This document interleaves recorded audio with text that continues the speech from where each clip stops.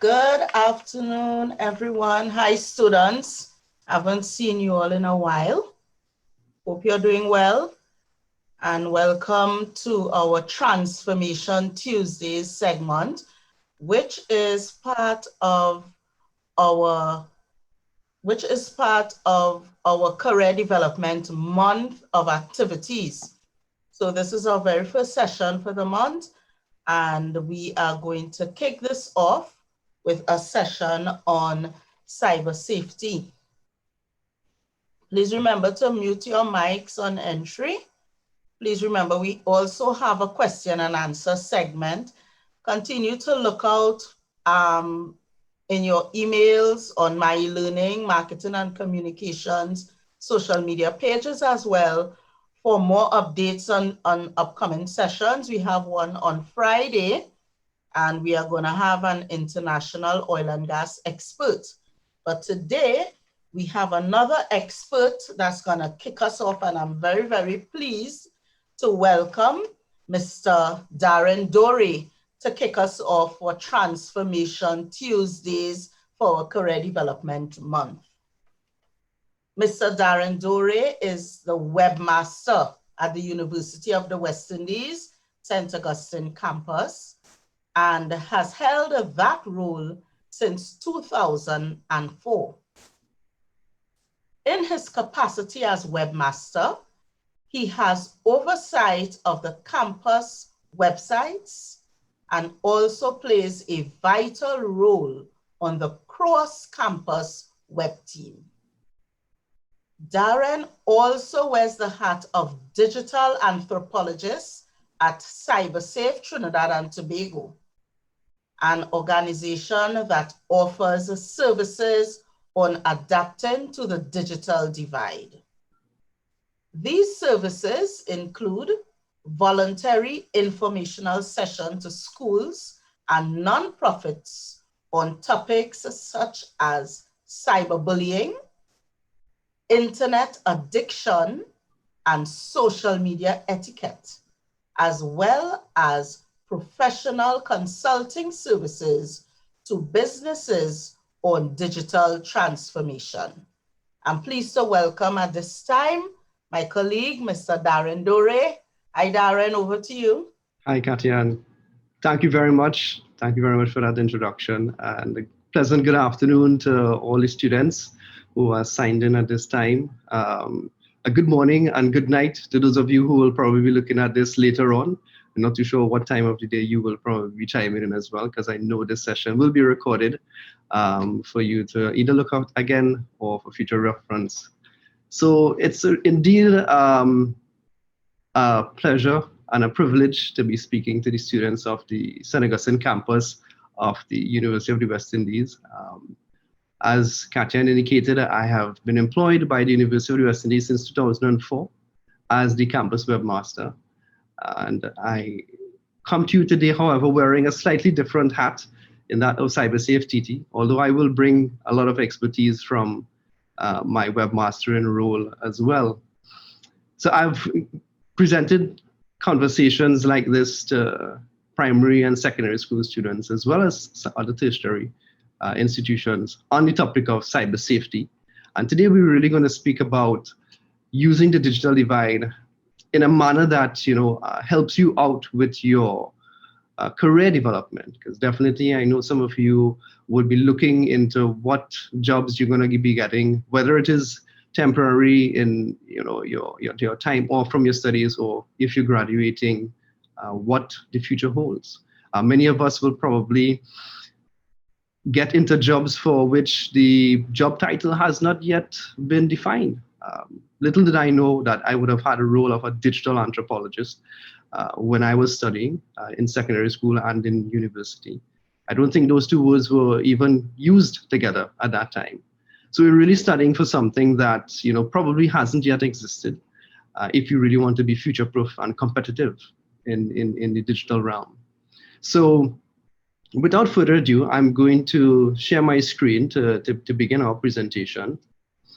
And today, we're really going to look at how being on that digital divide, how being on the internet, utilizing what we so love to be on 24/7 can actually help us with our studies and help us with our future work activities, but more so being safe while we are doing that. Because I think uh, COVID-19 has really forced the entire world to go online. And with that, you would have had many instances of both good things and bad things happening. Some of you may have heard, ransomware and so on, which we'll touch on in a few slides later on, happening to some local companies.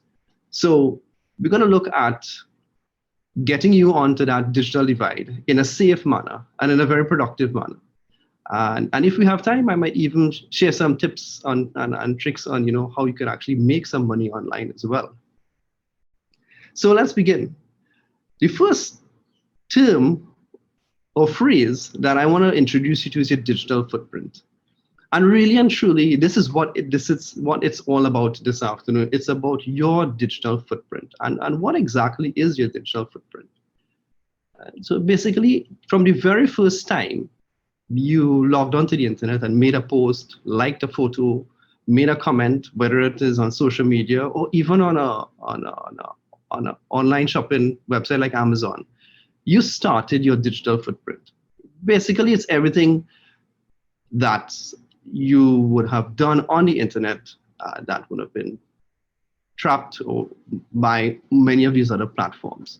And there's an easy way for you to actually find out what's stored about you on the internet. Some of you may or may not have Google your name, and that might be something that you can probably do either now or as soon as this is finished. Google your name and see what comes up. And the interesting thing is, you might not have Googled your name before, but if maybe you applied for employment somewhere, or even looking at applying for a scholarship, someone might actually Google in your name to find out a little bit more about you. Now, people may say things about you on the internet, and you might not necessarily be aware, and that's where Google Alerts come into play. And that's the title of this particular slide. Now, it's really easy to set up a Google Alert, because I don't expect you to actually be Googling your name every day, right? We also have a lot more important things to do. So you can actually go to google.com/alerts. And in that, you can set up an alert for your name. Or like me, you can set up an alert for topics that you are interested in. So for example, I have digital anthropology as one of my Google alerts. So anytime a topic comes up with respect to that particular phrase, I would be alerted via an email. So the only thing you really need to do to set this up is a Gmail account, from what I remember. Now, here's another interesting take on this. I actually set up Google Alerts for my kids. And I did that, since, they were 7 and 8 years old. And interestingly enough, a funny story, I received a Google Alert way back in 2012. And it was for my daughter, whom at the time I know she didn't have any sort of social media accounts or internet presence at all whatsoever. But here is Google telling me that there is an article somewhere with your daughter's name on it. And of course, I got this email. And, as with any parent, a bit of trepidation. I opened up the email and I saw the link and I clicked on it, only to realize that it was an article that was written by a journalist, because my daughter was interviewed for winning a prize in a competition that she entered. Unbeknownst to both her mom and myself, we weren't aware that that interview took place actually, and we didn't give permission for her name to be published. Nonetheless, it happened, and basically, my daughter's digital footprint started without her even knowing or having a presence on the internet. So that's a true story. And the thing is, it could happen to any one of us. We may not be as active as we think that we are, or our friends. And you're thinking, well, there's really nothing on the internet about me. But it's not always entirely up to you to start or create your digital footprint. So it's really important that, one, you own your digital footprint and you're aware of what is being said about you on a regular basis, and that you have the ability to sort of coach what is actually displayed. So, the more things that you write, the more positive things that you post up, the more positive your Google alerts would be. And here's the thing, I know for a fact that universities abroad, and even sometimes the University of the West Indies, may Google someone's name to get a little bit more information, to ensure that your references are on point, and that you are who you say you are, and you are actually doing the things that you say you're doing. And we look at an online resume a little bit later on for references and stuff. But right now, in 2020 and going forward, your internet history, your digital footprint is the best resume that people are going to actually look at. So just remember, what happens on the internet stays on the internet. Even if we delete it, someone might screenshot it, and that remains as part of your digital footprint. We could probably get it to go very low in your search, but it still remains there. And as we're speaking about what happens on the internet and staying on the internet, we will get into the topic of online etiquette. And this is basically, how you conduct yourself on the internet, and really and truly knowing, what not to post, and when not to post certain things. Because at the end of the day, these are all comments that are associated or will be associated with you. And I know that many times we may become a bit emotional when responding to particular topics. And there are so many different areas and activities that happen on the internet now that we become emotionally charged to get information, to get your point across, I should say. So sometimes, we may post with our emotion and say something that, might be politically motivated, racially motivated, and it could come back to haunt us. We may have some regrets, and you might actually delete it and say, I really should not have posted that. But before you could even do that, someone might have screenshotted it and shared it via WhatsApp, and it becomes viral. And it can, have negative effects on you going forward. So it's really simple in terms of, taking 2 minutes before you actually make that post or even send an email, especially in the work environment. You may end up in a situation where you are angry with a fellow employee and you feel that you need to respond. And you do it in haste, and you regret, sending that email. It's not as easy to retract an email in many environments. So I think it's something that you have to be pretty aware of. Now, this really comes into play with respect to the cybercrime bill, which we would speak about a little later on.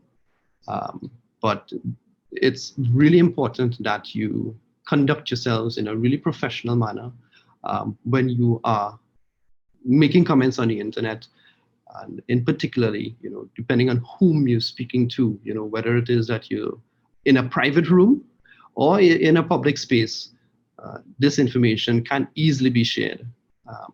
And don't get fooled by the guise that you are in a private forum or a private chat, that it's not going to get shared on the outside. So all of these things, we have to bear in mind. And it's about really getting ourselves in a particular professional state of mind in using social media, because we all know that it serves two purposes. Social media can actually be for business purposes and professional purposes, or for us to relax on. And generally, the latter is what we've been using social media for. But I think now that you are in this particular stage in your life, you can actually use social media to help yourself professionally. Some of you may have businesses already, and you probably fully understand what this means. But let's just touch a little bit into social media for professionals. So there are so many different social media platforms and profiles. Some of them have specific areas that allow you to create business-related profiles. So for example, Facebook has Facebook pages, which is very different than your personal Facebook profile. It actually has a lot of different and additional features that you can actually add to that particular profile to make it, business-like. And the same thing applies to Instagram. And then there is, the very professional, strictly professional tool, which is LinkedIn. All of these can be used to basically either add to your professional online sphere or even conduct a business completely online. So what we need to be able to distinguish is what we do on our personal page compared to what we do on our professional page. So whereas in our personal page, we might have a bit more freedom of expression and freedom of beliefs and so on, and to be able to share certain things. On your professional pages, you might want to be a little bit more reserved in terms of what you comment on and what you share on those pages. Even from the end user perspective, I might generally join a business page or a Facebook professional page specifically for the purpose of the business. I'm really not interested in, seeing memes on those pages. That's what you have your personal pages for. And that could be detrimental to, that particular page if they don't stick to the main purpose and reason of utilizing the platform in that particular manner. Your end users will see that, hey, you're not really using this from a professional perspective, and you may lose followers. Now, you can also use this to publicize yourself in the sense that you can actually say, well, this is what I do, these are my hobbies, these are my skills, this is my personal business, and people can get to know a lot more about you. I'm sure many of us would have seen an upsurge of this during the last few months, during the period of COVID, when we had lockdowns and you couldn't actually visit individuals to patronize their establishments, and a lot of businesses had to be conducted online. So we would have seen many individuals create professional pages or try to change their personal pages to a professional version for the purpose of conducting business. And this is something that I personally believe has worked really well in Trinidad and Tobago. I've seen a lot of businesses and a lot of individuals step up to the game. And we would have also had online commerce taking I wouldn't say a catapult, but taking a leap in Trinidad and Tobago. And you yourself could set up online payment solutions. One of them would be from a company called WePay. They allow you to actually receive funds at a personal level. And even if you have a business, you can also set up a business WePay account. But it's really good to know that you can stay at home, create your product, or even offer a service, if you offer counseling or office productivity or even website development. You can do that from the confines of your home and send an email with a link to pay via a credit card. And that money will come directly to your local bank. So social media has allowed us to not just play, but also work on these platforms. And I believe that the space in Trinidad and Tobago is really upping the game in terms of allowing and enabling the platforms to foster a bit of work, as well as, of course, the play that we have there. Now, when we get into these different types of environments, we want to ensure that we present a particular view to the public such that, we look professional. And this is really important because what we need to do is have an online brand identity that represents us from a professional perspective. Ideally, if you can have one photo or type of photo that you can use across your different social platforms, so that there's that visual brand identity. If someone actually goes to your personal page or your professional page, or even any business account, they see an image that looks like the same image across the board. It's really important as well to have a nice high-res picture available, because you never know, you might be called upon to do an interview in the press, and they look online for a picture of you, and you would want that they find a really good picture to put on that article, as opposed to one that might have probably been taken out a few years back. So on this particular slide, there is a link to the bottom there on my website, cybersafety.com, relating to 10 tips for creating the right profile picture. And I just pulled out some of those points there. One of them being that, it should really be a profile picture. So that means it's mostly, your face. And your face should take up about 60% of that frame. So no, don't stand too far back. Ideally, you should be the only one in the picture, and avoid distracting backgrounds. These seem simple, but when you actually try to get to utilizing these guidelines to take the picture out, you realize that maybe you might not have had that best picture to represent yourself online. So first impressions do count. Remember, right now, if someone is looking to hire you, for example, and they visit LinkedIn, and they look at your professional portfolio online, part of that would be, your photo. And if it is that, it's something that isn't representative of what that person is looking for in a possible employee, then, we may end up in some situations. So it will be in your best interest, really and truly, to get a nice professional photo done. I know some of us have some really high-end pictures, camera phones to take really good pictures, and that could work. Try to take those pictures, on a plain background. Ideally, have someone take the picture for you instead of, doing the selfie mode. That way, you're able to not have, your shoulder frame being lopsided because you need to move your hand out to take the selfie. So yeah, it's something that I personally think you should focus on. When I do online brand identity management for certain clients, this has been the pain point. So these are individuals who have been working for 3 years, 5 years, 10 years even in their various fields. And up to that point, they really don't have a good professional photo to represent them online. And now that all businesses are generally being conducted online, you want that. You want to have that good brand image there. So it's something that you might have to put a little bit of effort to. I don't think that you need to actually pay a professional photographer to do those images, but if you do want to go that road, and then that's absolutely fine as well.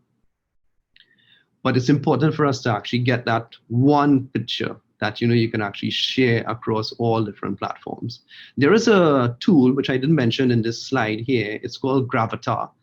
And you can log on to Gravatar and upload that one picture once in that platform, and all the social media profiles will be updated by that picture. So you don't need to actually upload a separate image or the same image over and over. Gravatar will take care of that for you. So that's something that you can bear in mind as well.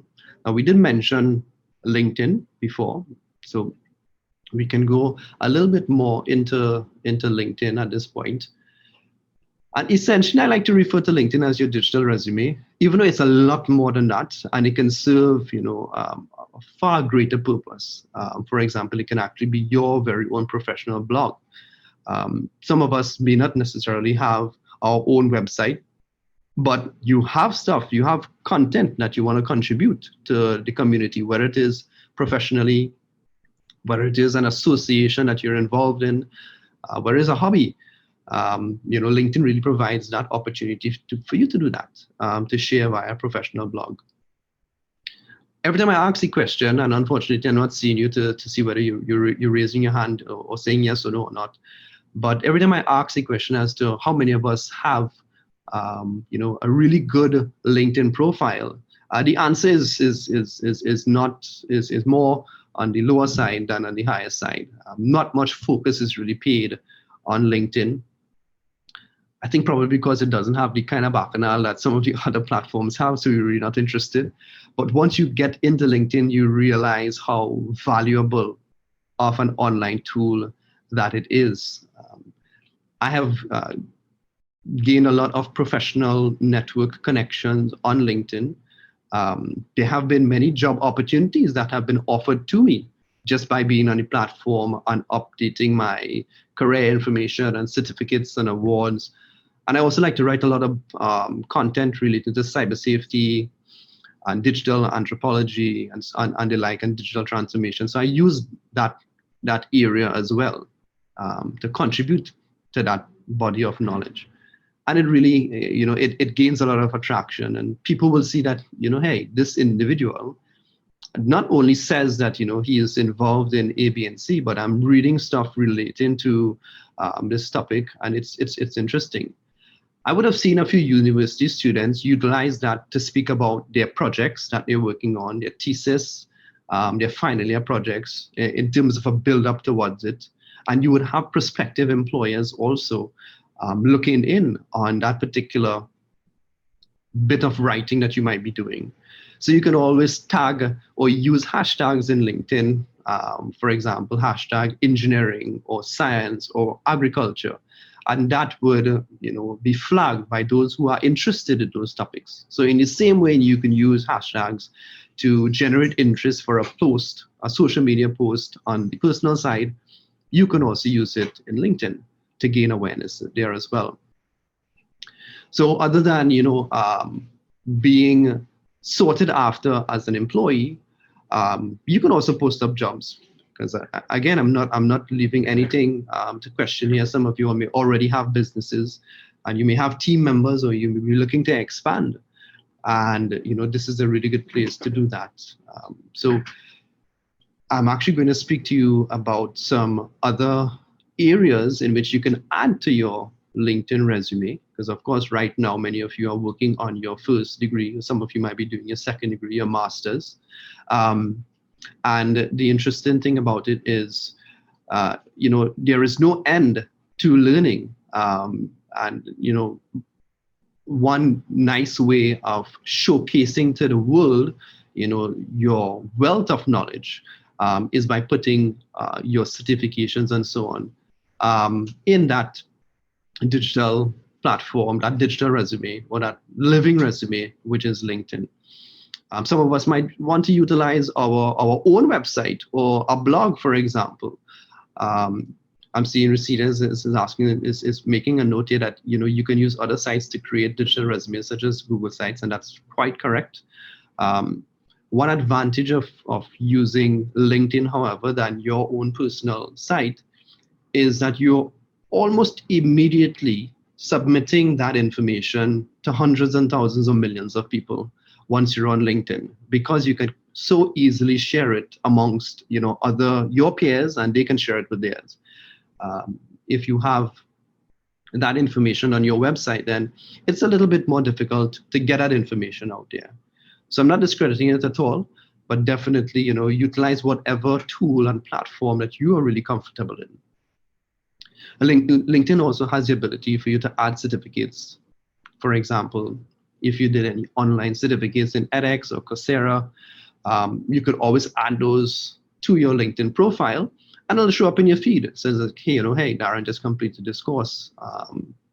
And people will see that you are continuously adding to your body of knowledge and increasing your marketability pretty much.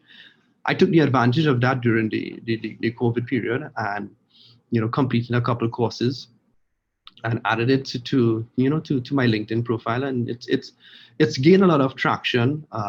And you really have to be very mindful about what it is that you are doing in terms of improving on your qualifications, and how it's going to benefit you all around. So these tools that you're seeing here, some of them are free or very, very low cost, and you can do it at your own pace. While you're studying here also at UWI, you can do this to improve your marketability. And essentially what you're doing is you're building your resume, because let's face it, you're going to come out of UE with your degree, and that's going to put you onto the job market. But if you have that extra edge with one or two certificates that you can complete while you were studying for your first degree, it will also make you a bit more marketable than the other person. We have something here similar at UE in the Microsoft IT Academy, where you can actually get certificates in using the Microsoft Productivity Suite. So that also increases your marketability as you graduate. And with all of this, these are all online platforms. You can literally do them, sitting in your home at your convenience, and improve your marketability. And here's the other thing. At the same time, you can also make some money by doing that same, following that same procedure, because there are similar sites that offer you online jobs where you can work from anywhere. You can build your experience and add that to your resume. So let's just say, for example, that you're interested in coding or development or website development or building apps, or even writing as a journalist or copywriting. Many of these sites that you're seeing here, Freelancer, Upwork, Fiverr, 99 Designs, they all offer these the option to complete tasks like that. You can bid for them. Once you've completed them, and you would get your payment in US dollars. And the nice thing about this is that you can actually add to your experience and build your resume. Because how many times I've heard graduates complain about, they went to apply for a job, for example, and part of the job description is that you have to have, of course, experience. And it's almost impossible for a new graduate to have experience, at least maybe a few years ago. But now I think it's pretty possible for you to have some level of experience if you take this route of looking at some online jobs. Over the COVID as well, I would have employed folks who would have worked in these areas, to get certain jobs completed. So I know that it works. I know of actually, here's an interesting one. I have a nephew who's just 13 years old, and he has an account on Fiverr. And what he actually does is he builds interfaces for Twitch, which is an online streaming platform, and he charges 15 US. And he's just 13 years old, and he's already seen the potential of utilizing that skill that he has to generate some income. So it can be done by us here in Trinidad and Tobago. I know sometimes we may have reservations and think that these are platforms that are built for North America and Europe, but it is applicable across the board. So we spoke a lot about building your profile and getting your social media presence up to a particular point where it's no longer just the personal sort of have fun, but we want to get into the professional area. We also spoke about doing a lot more things on the internet, such as jobs. Now, right now, you all are actually studying and entirely on your computer, on your desktop, on your laptop. So when we think about it, we are actually placing a lot of priority on that keyboard and screen in front of us. If anything were to go wrong, knock on wood, with our laptop or computer, we'd probably be in a really, really bad place. So I had to mention, as part of my conversation today, some tips on securing, that device, which really and truly is your everything right now. I know, in the past, we might have considered our mobile phone as that device that has everything. But now, since we have all of our work, for whether it be for learning or even professional on that device, we have to ensure that it's protected. And when we speak about security, I like to break it down into 3 different areas: information security, hardware security, and social security. Right? Because you need to protect yourself, you need to protect the software that you have, and also you need to protect the hardware. And there's a lot that we can speak on this. I have a slide here that might look quite busy to you, but this is something that I actually developed with the help of Scotty here, who is the mascot for CyberSafeTT. I actually have this as a high-res printable version on our website, cybersafeTT.com, so you can, download it and keep it or share it as you need. But you'll see that it's broken up into 3 areas: information security, hardware security, and social security. And I'll just quickly touch on these because I don't really like to read out slides. I'm sure this is something that you can pick up and do later on, but I'm just going to pull out some of the really important ones. So point 2, installing an antivirus and anti-malware software. And I do have a slide that speaks about that, so we can get a little bit more in detail on that. But you want to ensure that you have these things installed on your laptop and your mobile devices. really important thing, strong passwords. And I know, some of us might just be looking up in the sky when you say strong passwords, because like, how am I really supposed to remember 12-digit character password with exclamation marks and all the likes, right? For all the different platforms. And I know that's not possible and that's not practical, is what I would say. But the solution to that is multi-factor or two-factor authentication. And that's where you would actually get, like a code to enter alongside your username and password. Any piece of software, any website that allows multi-factor authentication, please utilize it and enable it. It will really help you going forward. Now, I want to look at point number 6, excuse me, sorry, which is backing up. So again, we're going to put a lot of information on our hard drives. All of our schoolwork might be here, but we need to focus on backing up of that particular bits of information. It's a piece of hardware at the end of the day, and it could really just crash on us, which would not lead to a good next few days. So the ability to quickly restore is always something that we want to pay attention to. And the last one, point number 10, monitor your webcam.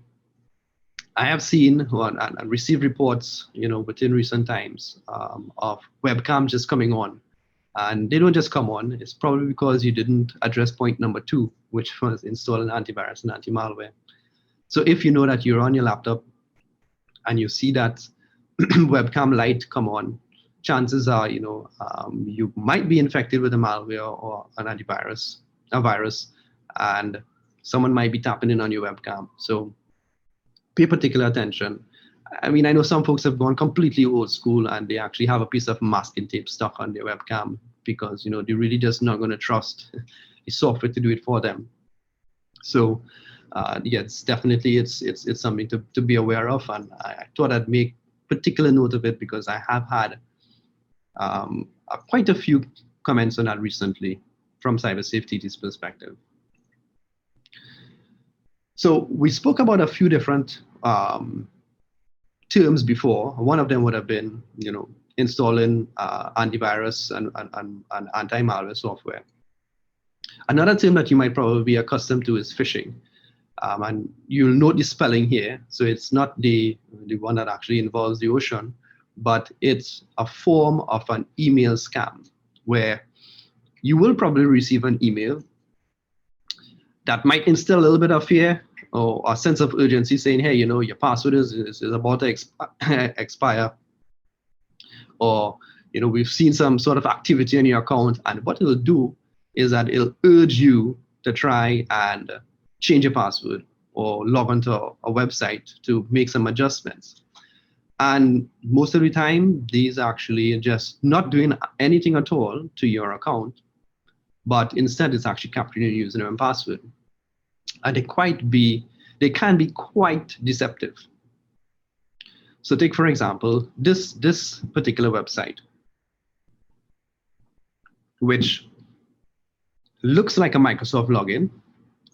You're seeing the Microsoft logo, enter password. It looks actually very, very similar to what you would normally log into. But pay attention to the website address. The website address here is agilons.com. A lot of times we might not pay attention to that if we, are being forced to quickly change our password. So what this would actually do is it would actually capture the email address, which in this case is john@do.com, and you enter your password, you hit sign in, and you believe something happens, but what you actually did there was send that information over to a potential hacker, right? Nothing really happened on the Microsoft side. And you can tell how really sophisticated this is. And I have a few more examples. This one is a Google page, which again, this one actually came as an attachment in an email, and it asks you to click on a link and really just open up the attachment in the email.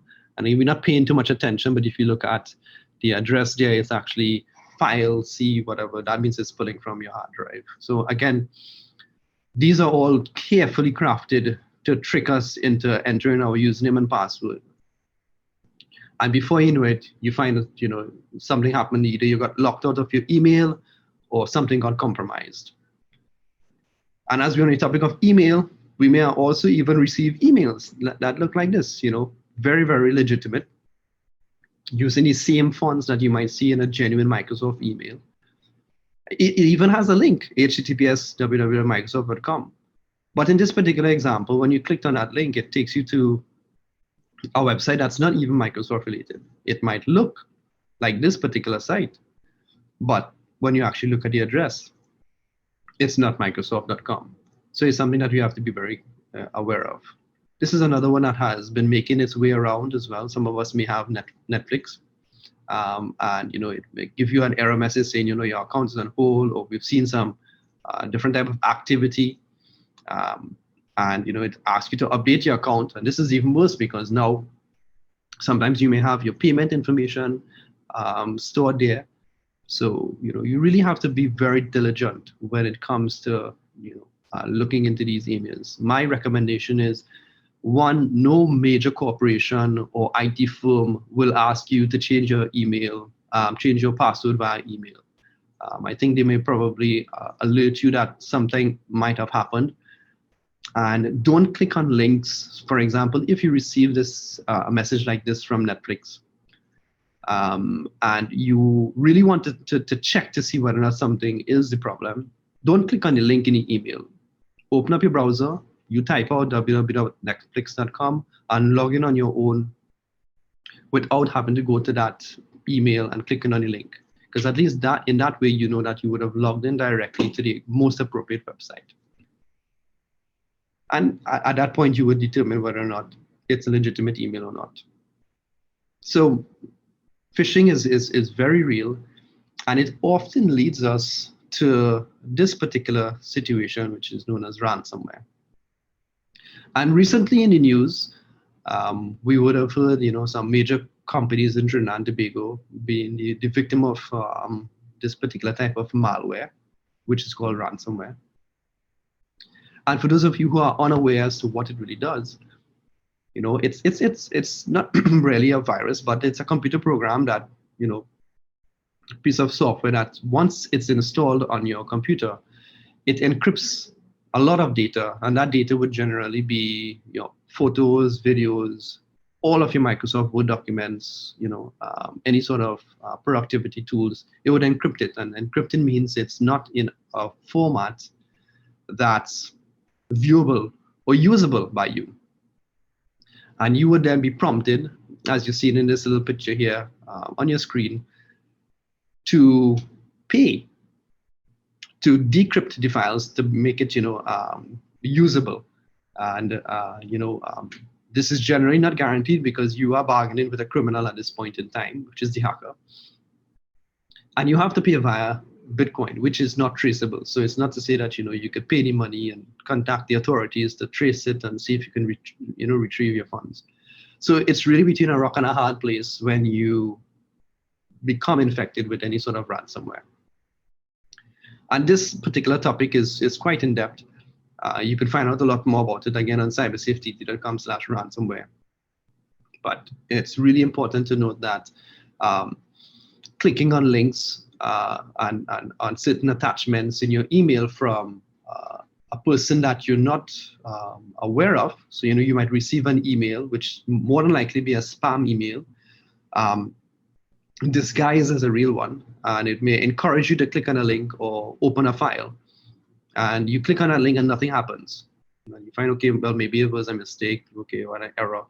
But something probably did happen, and that malware might be sitting behind and, you know, installing and getting ready to do what it needs to do. So one way to really prevent on this is to have proper antivirus software installed and anti-malware software installed. And I do have a list of some of these software here. For those of us who have relatively new computers, and by relatively new, I mean within the last year or two, you would probably be running Windows 10. And with that, you would have Microsoft Defender, which for all intents and purposes does a pretty okay job. If you're on the Mac ecosystem or the Apple ecosystem, Sophos antivirus is a good option. And then I've listed some others as well that you can use. There is no really one silver bullet when it comes to antivirus and anti-malware software. So I would say, have a mix of both. AVG does have some pretty good solutions as well. And there are also tools that you can use on your mobile. So I know sometimes we may not necessarily think about installing this type of software on our mobile, but the same way in which we rely heavily on our laptops, we also rely heavily on our mobiles, and you really don't want that to be compromised at any point in time. So again, from a business perspective, a professional perspective, we really have to ensure that we do proper backups, because in the event that you end up in a ransomware situation and all of your stuff is encrypted, the best way to recover it is from a backup, and a backup that's actually stored on the cloud somewhere that probably was not infected. So I like to talk about a 3-to-1 backup strategy, where you actually have 3 copies of that same file. The first copy is the original version, the original document, and then you have 2 backups of that. One can be on an external storage media, such as a USB key or even an external drive, and then the last version would be stored, in the cloud. And when we say in the cloud, we mean somewhere that's accessible on the internet. I know all students here would have access to Microsoft OneDrive, and you'd have a lot of space available on that platform. So it's a strong recommendation to set up OneDrive on your laptop and copy all of your assignments and so on to that, because that's going to be your ultimate backup. Any photos and videos, stuff that you want to keep just in the event, if anything were to go wrong with your particular machine, that you're going to have the ability to download it from that OneDrive platform. So it's something that you should, heavily utilize. I can't, overemphasize, utilizing backups on a regular basis. So it's something that you definitely should do. In terms of precautions that you should take with external storage. So first and foremost, you really don't want to be storing too sensitive information in a public cloud infrastructure, because at the end of the day, sometimes that in itself can become compromised. Where it is someone gain access to your account because of weak passwords, which we will look at next. But you don't want to have any of your personally identifiable information available on a cloud backup, right? In the event that someone were to hack into it. So you, for example, wouldn't want to keep scans of your driver's permit and your ID and your birth certificate and so on in those cloud media. It should really just kind of stay towards your work or school related stuff. If you do have to share those documents, then you should share them and delete them once it's been used. So that's the biggest precaution, I would say. Another thing with respect to external media, of course, for example, external hard drives, they do have a lifespan. So I wouldn't keep an external hard drive for an extended period. Some of them may have a 3 to 5 year lifespan. If you find that they're actually making noises like a ticking noise while you're using it, then it's probably telling you that, hey, I'm about to go. So you may want to invest in another one, so you don't have that failure of that external drive. And then also,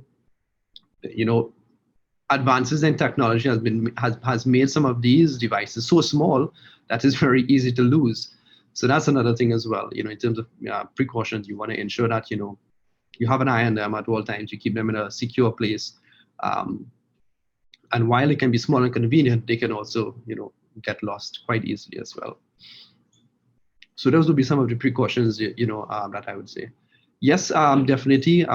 NAS or network accessible storage is something that you can look at if you have large amounts of data to store. NAS allows you to actually have different types of backups available. So, even if one of the hard drives in that NAS goes bad, you can still revert to another one.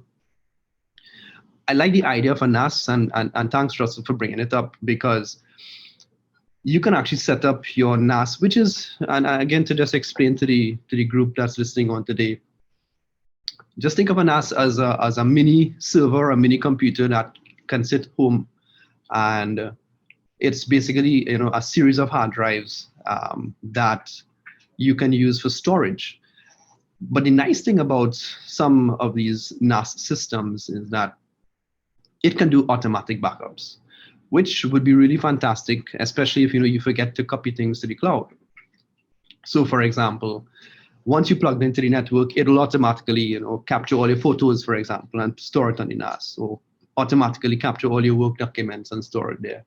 So you don't have to worry about making those sort of backups. So a NAS would actually be, it could be not as expensive, but generally it's a bit more expensive to if you're going for professional type services, but it's definitely a good option.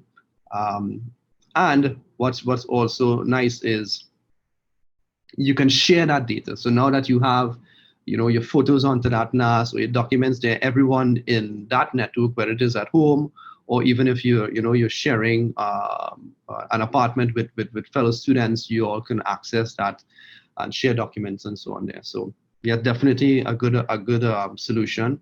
And thanks for that comment there, Russell.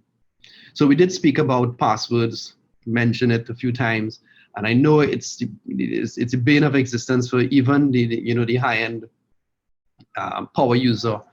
For example, here at UB, we're prompted to change our passwords so regularly that even that's become a chore. But it's something that's absolutely required because sometimes we may not necessarily use the strongest password. And again, I'm not seeing any hands, but I'm hoping that we don't have the same password used for so many different platforms, right? Because often when I ask the question is how many of us use a strong password, everyone puts up their hand. And then when I ask the question, how many of us use the same password for multiple platforms? Well, the same amount of hands go up, and that sort of defeats the purpose because you really want to have unique passwords for each system. And let me dive into that a little bit. So you can have different passwords or the same passwords for some systems, right? Those that don't have sensitive information, but you surely don't want to have your email password the same password as maybe your Instagram password, right? I think we can understand that. So maybe you can have, and it's not necessarily a recommendation, but if you find a challenge in actually remembering passwords, you can probably have the same quote unquote social media password. But then you have, a different password for email and a different password to log into different platforms and so on, right? Definitely a different one for online banking if you are doing that. And we keep using the word password, but what is not often discussed is using a passphrase. So what's a passphrase? Well, a passphrase is exactly that. It's a phrase that you can actually remember. So for example, I like cheeseburgers. That's a passphrase. That's pretty difficult to crack compared to a password. And you can just add in a few ones and zeros inside that, and you have a really strong password. So you can actually visit cybersafety.com/passwords, and I have a little tool there that will tell you how fast it would take to actually get your your password hacked. So if you think you have a really strong password, you could just try it there and see. If you don't want to enter your actual password, which I would recommend you don't enter your actual password in test sites like that. Do something similar and see how fast it can get hacked. I personally set up multi-factor authentication when and wherever possible, and also use password managers, and I'll speak about those two things now. So multi-factor authentication, this is what allows you to not just enter a username and password, but also enter a verification code. that verification code is that added layer of security that really and truly a hacker may not necessarily have access to. They may have access to your username and password, but they don't have access to your phone where that code is being generated. So it adds a level of security to all of these online systems that really and truly protects you at the end of the day. All of the big providers have that option to do multi-factor authentication. I have some of them listed there. So if it's something that you see is available in any one of your tools that you use, whether it's social media, email, go ahead and enable it. You might think it's a bother or a chore, but to be honest with you, I personally believe that this is going to be the run of the mill going forward. I think that all systems going forward are going to enable multi-factor authentication as the de facto standard. So I would recommend that you get used to it. Another form of this would be, like your fingerprint scan or, your facial recognition. All of those things would be additional levels of security to gain access into your systems. And we did mention password managers. So I particularly like to use password managers because it really helps me to, utilize strong passwords for plenty tools. I'm very particular with what I use my password manager for. For example, any system that might have very sensitive information. Those are the ones that I prefer to remember on my own. So, for example, online banking, government services. Those are the ones that I would remember those passwords for. But the plethora of other sites, social media, secondary email accounts, and so on, I would utilize password manager. LastPass is a pretty good one. It's there is a free version which you can utilize. I think all of these actually have free versions of password managers. So the password manager installs on your laptop, and some of them also allow you to install it on your phone as well.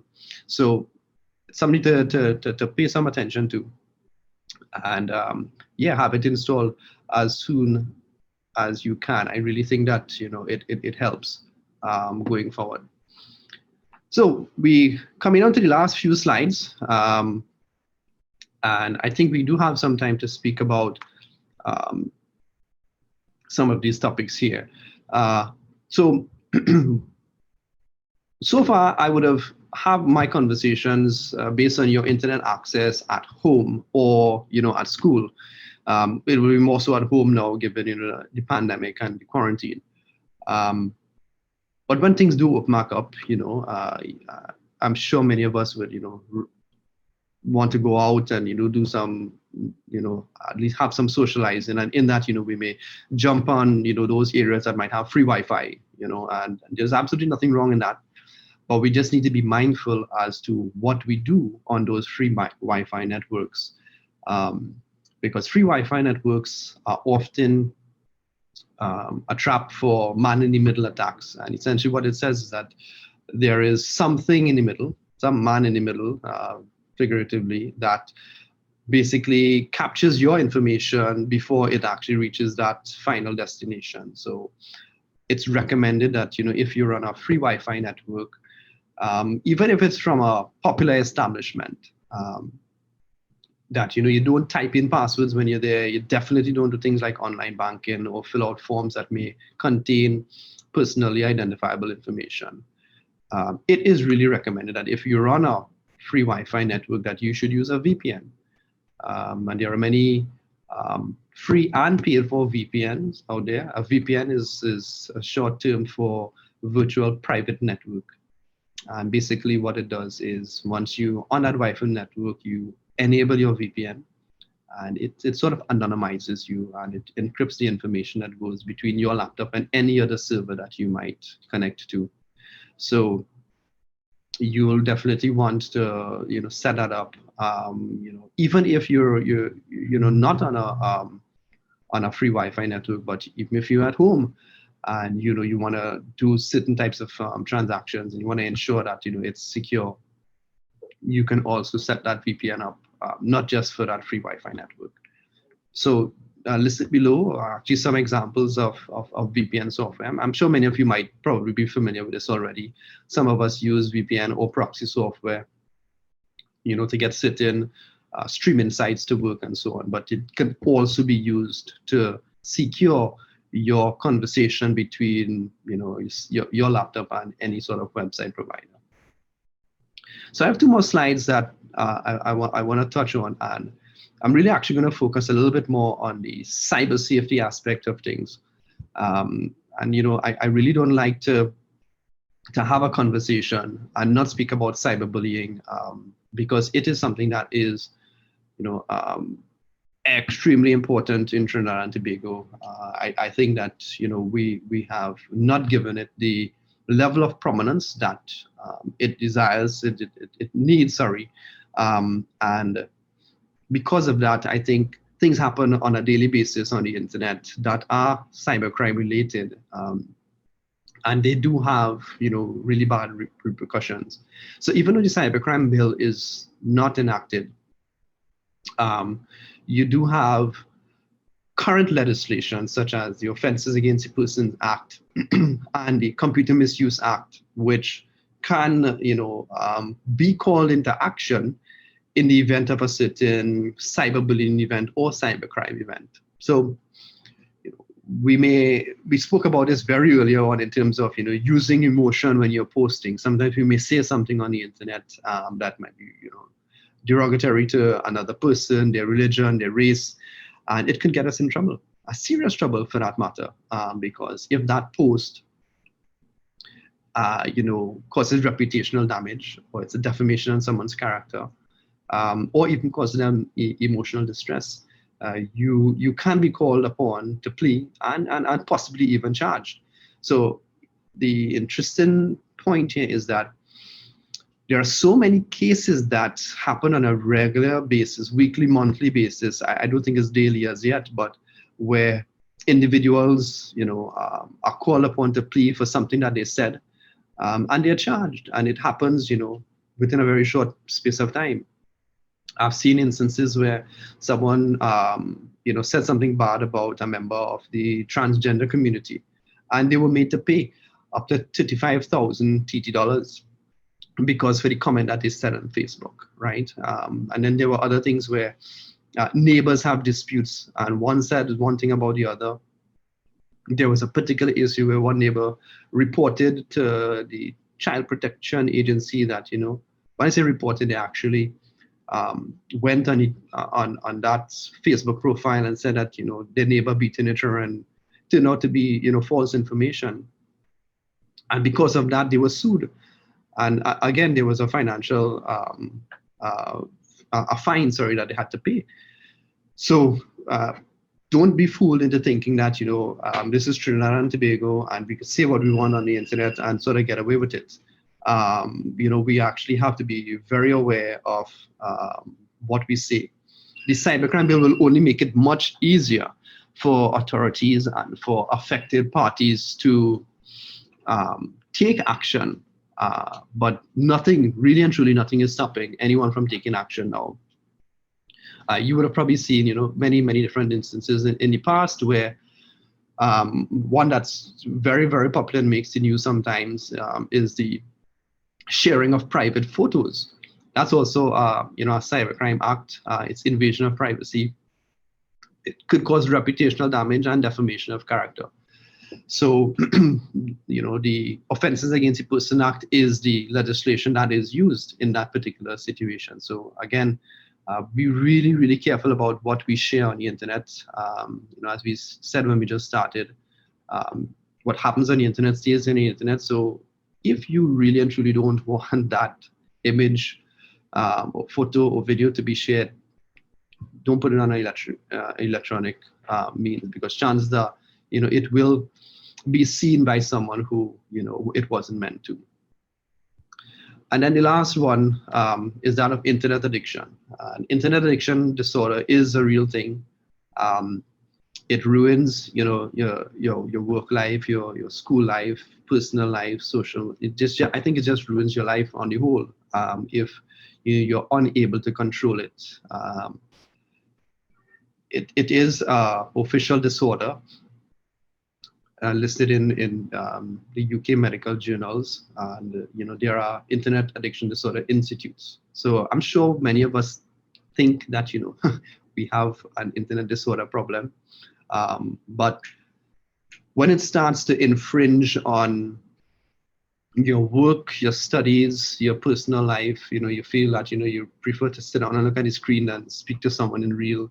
I mean, there's so many different telltale signs with respect to internet addiction that you have to become very aware, and you yourself might actually know somebody who might be exhibiting systems of internet addiction. I'm sure you have tons of names that you could probably speak off the top of your tongue about someone who you believe might be addicted to the internet. And to be honest with you, it's not entirely a fault of their own. Many of the application software engineers for those games and social media platforms, they study in addictive behavior. I've seen a documentary once where one of the very popular social media platforms, they did research into how the brain functions when they take certain types of drugs, and what sort of reactions they get, and they use that information to sort of program that social media application or tool to react in that way. So you always check in the tool. You are addicted to that particular application. I'm sure many of you might be able to put in the chat what you think that social media tool is, but it's a real thing. It happens with gaming. There's gaming addiction, which is becoming increasingly worrisome, especially with the younger population. So we really have to be aware as to what the amount of time that we actually spend. This is a whole different topic by itself. It causes relationship problems. You may see a partner or a spouse always on the phone, and it's because they're simply addicted to the screen. But you may think that it might be something else that's happening. So it could really ruin a lot of things for us, and we just need to be able to put it down sometimes. And that's going to become increasingly difficult now, because you have to do all your work on that same screen that you sometimes use to relax and play on. So putting it down and just taking a rest, it's really recommended. So that brings us to the end of the presentation part today. I know we spoke for quite a while on a whole host of different topics. We did cover a lot of career development stuff, but I also had to put in some security stuff there, because once we are getting into this digital divide and jumping into that digital transformation, that's where your career, that's where your business is going to be. This is where things are actually going to really hover around over the next few months and years. So we have to be really accurate with how to keep that platform protected, how to keep ourselves protected, and how to maximize our time there. And also at the end of the day, know the rules, know the laws, so that we don't get ourselves in trouble. And coming from a webmaster who I have to sit behind a screen all the time, it's always good to go outside and breathe that fresh air and get some vitamin D.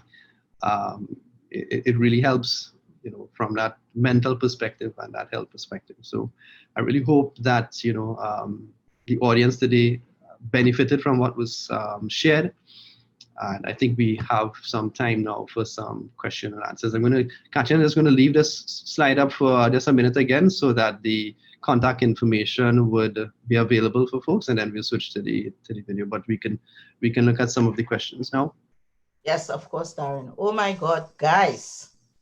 I was so engaged in this presentation. So much information here. I see some of you all are asking about replays. Yes, it's going to be available on the Marketing and Communications YouTube channel, as well as we are going to post it on the My Learning, on our Careers Community Engagement.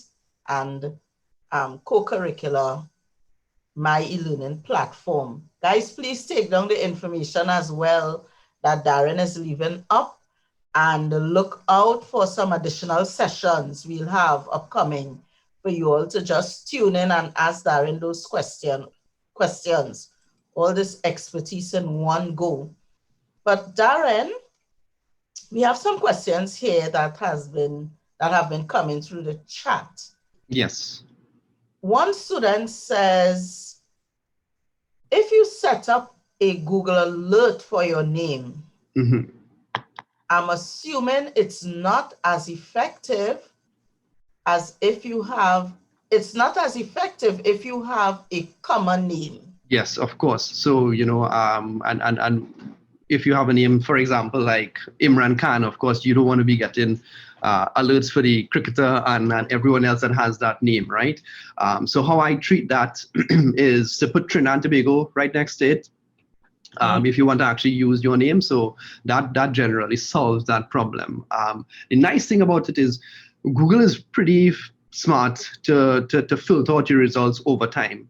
So when you actually receive the alert, it will probably ask you, I do recall the email at some point asking, was this alert appropriate? And you can actually go in and fine tune. So that's the nice thing about it is you can actually fine tune it and, say, well, I'm interested in this phrase for this region or this phrase under this particular context. Right. So yes, to answer that question, of course, it makes sense. Yes, if you have a very common name, but you can always put either the country or if for example, Darren Dorry UE, and it will only bring stuff related to me and UWI. Excellent. Another question coming out of the chat. How would one verify if an individual is actually a valid account or a business? All right. So I'm guessing this is in relation to social media, right? In terms of, someone might present themselves either via email or via social media to know whether or not it's a valid entity. So a lot of the platforms, they have employed mechanisms to ensure that businesses are verified. So some of them might have that blue tick, which you might see in some of those social media accounts. So that's a verified account. Google, for example, would verify businesses. So this is an interesting one.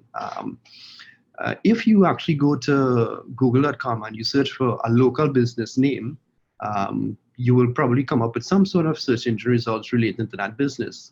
If the business had decided to verify their business with Google, on the right-hand side of that search engine page, you will actually see something specific to that business. So many businesses, and any one of you here who has businesses can actually do the same thing. You go to google.com/business and register your business. Google actually goes down to a manual way of verifying the business. They would send a postcard. Yes, literally a postcard to that address. So you'll get one in your mailbox and it'll have a code.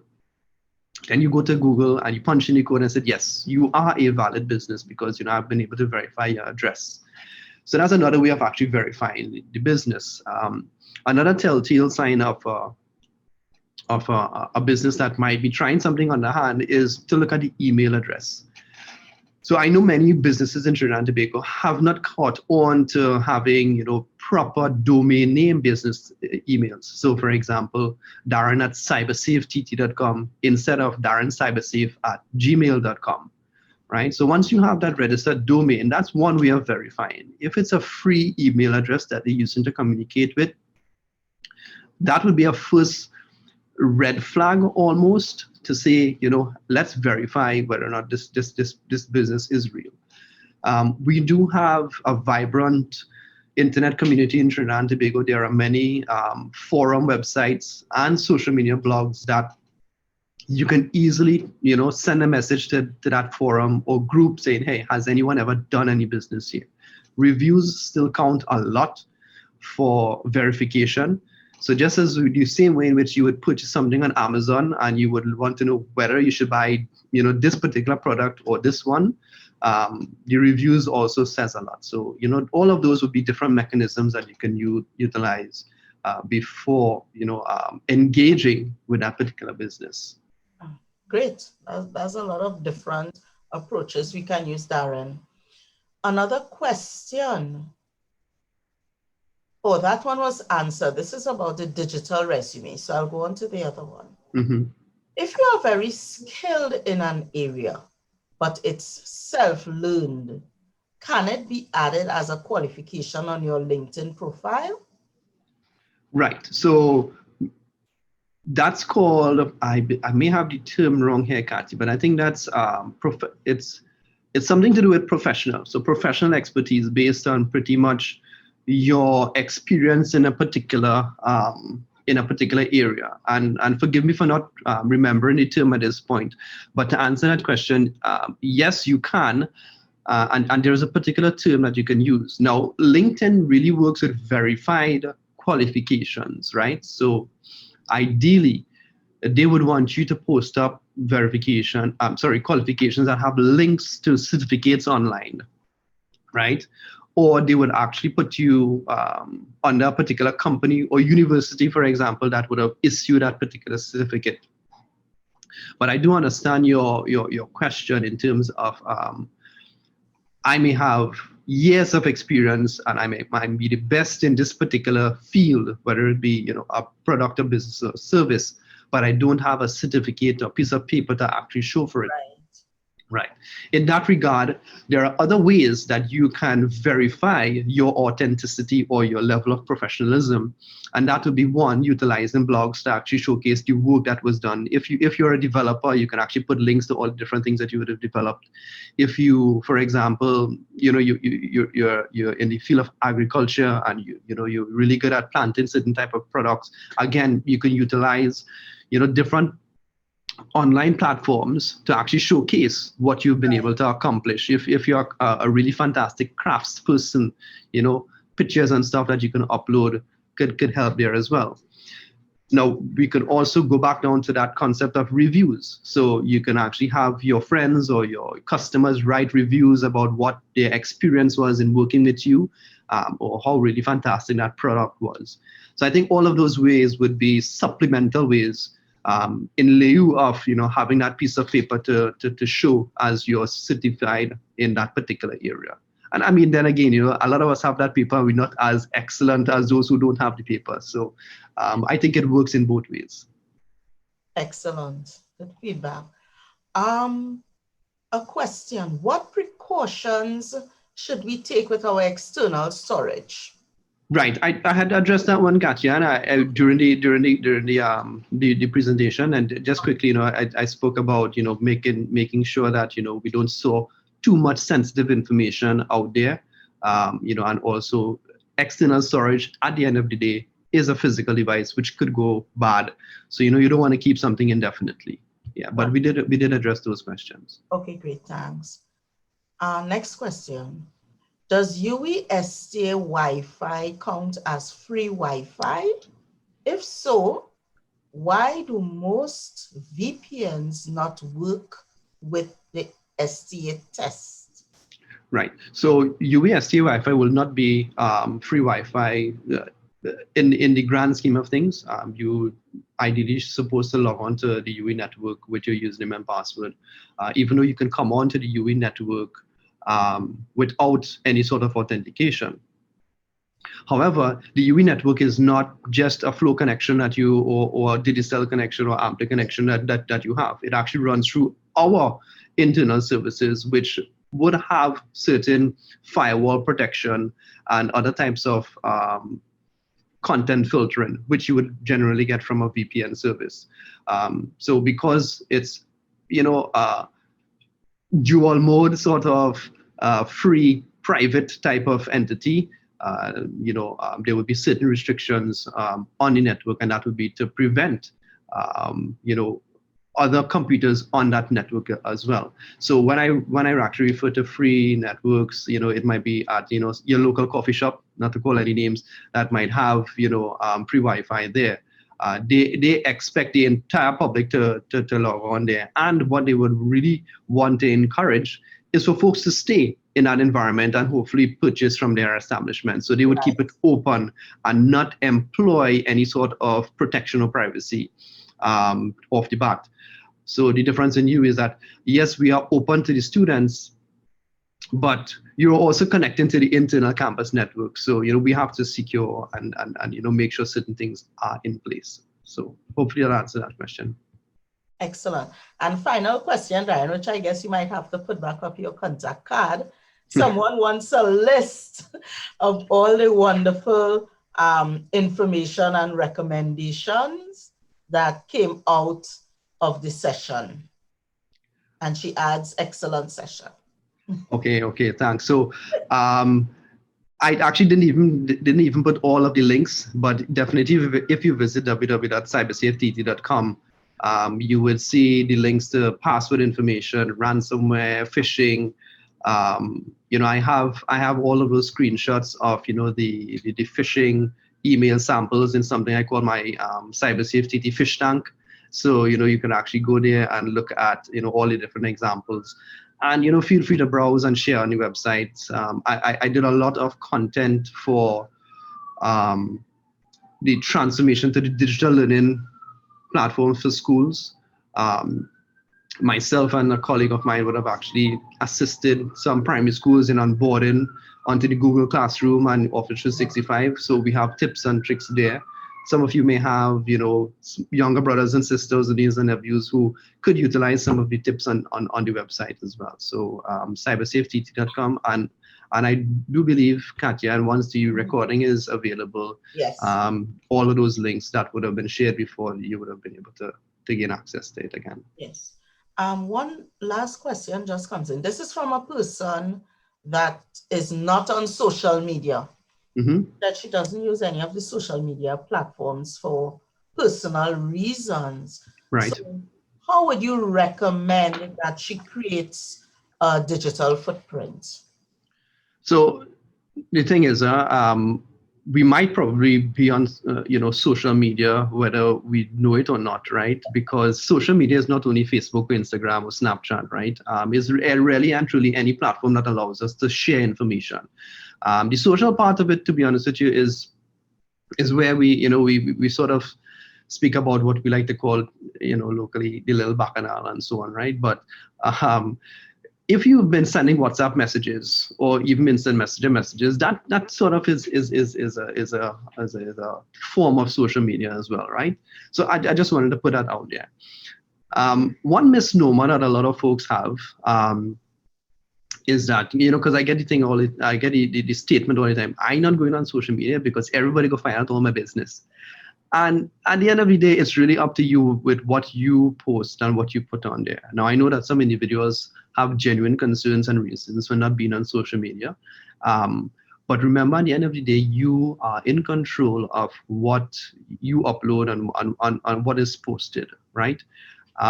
Personally, I think that you should own all of your social media handles. So even if you're not going to be active on Facebook or Instagram or any of those tools, you should still register them under your name so that you know that you own them, and someone else with any sort of nefarious reasons wouldn't go and do the same.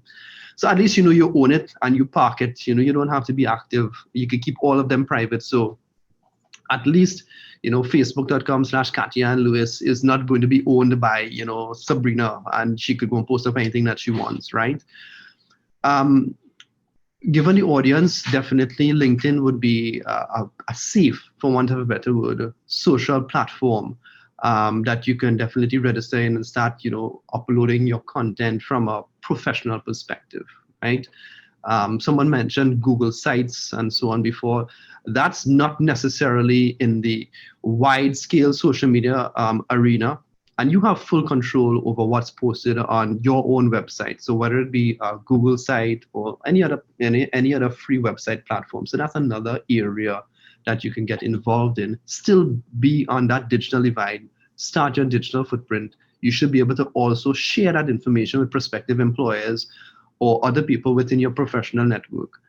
And you never even have to have a Facebook account, an active one. Yeah. So that would be my recommendation. And remember, you are in control. Just remember that you are in control. Yes. And speaking about LinkedIn, a student just said, last question, guys. Do you do brand management for students?